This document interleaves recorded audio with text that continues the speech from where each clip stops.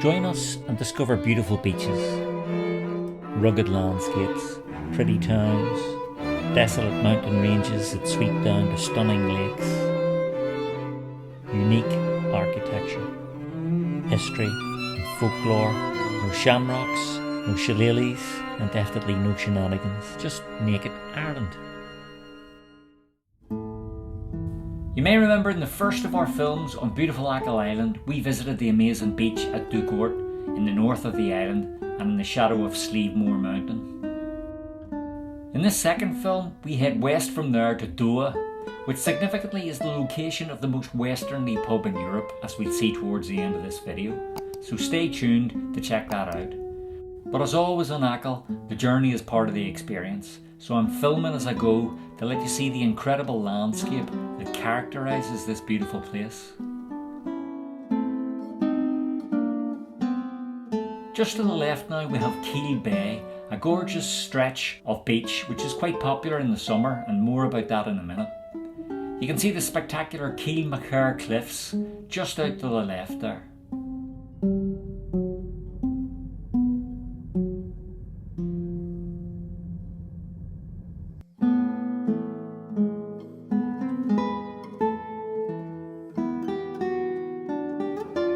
And we're just arriving in the village of Dooagh now. As you can see, it caters well to the tourists with its numerous bars, guest houses and small hotels. It's a very attractive little place in a stunning part of the island. The beach here at Dooagh is unusual in that it's hard to describe as a sandy beach. That's because while the sand was completely washed away in a storm back in 1984, it was restored again in an unusually high tide in 2017. This return of the beautiful 300 metre sandy beach inevitably caused a boost in tourism, but that was short-lived, since in 2019 it was washed away again. I fear that this beach might succumb to the same fate as that in Strandhill in Sligo that I filmed some weeks back. It is now comprised of rocky sea defences put in place by the local authorities to stop further erosion. But who knows, maybe Mother Nature will work her magic again and restore the sandy beach. As an interesting fact, this area was the home of a Captain Charles Boycott, who was a British landowner in the latter part of the 19th century.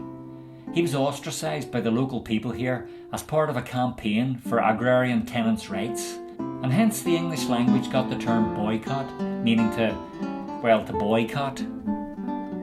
There's a little festival in the village each year on the second weekend of July, so if you're going to spend your summer holidays in Achill, you might want to aim for that.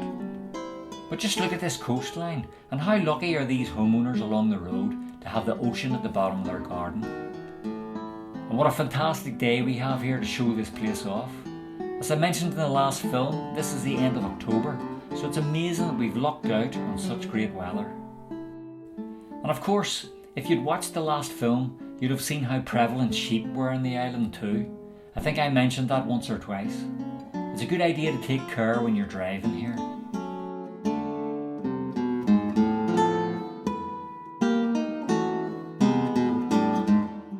Just before we arrive at Geelty's pub, reputed to be the most westerly pub in Europe, please do me a favour and give the video a thumbs up if it's been interesting. That helps a lot.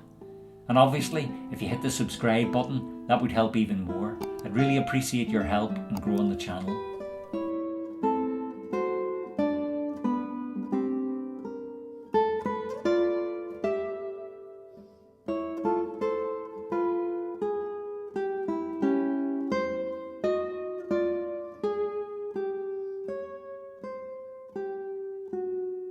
So there's a sign for Geelty's, so let's pull over.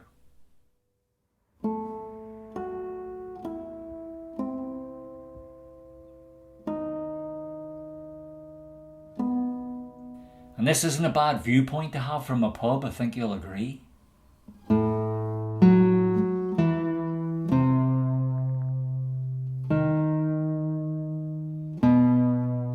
And there it is, the most westerly pub in Europe. It's just nestled along the edge of Clew Bay. What a setting. So as we approach the pub here, which is also a coffee shop, you may notice that it's up for sale. I can think of worse places to own as a business.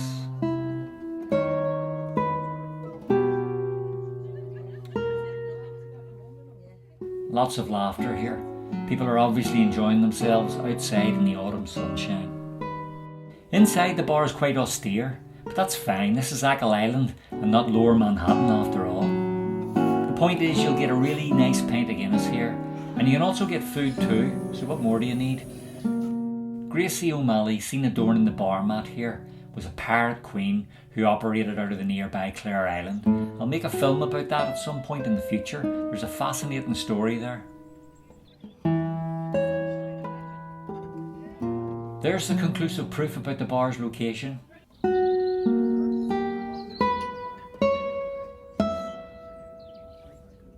And there's the much needed, well earned pint of Guinness I mentioned.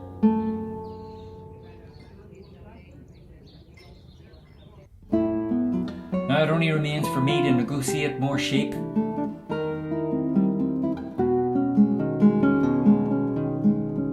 Before heading on to my next Achill destination to be seen in part 3. So please give this film a like and be so kind as to subscribe to the channel, and I look forward to seeing you all in the next Naked Ireland video.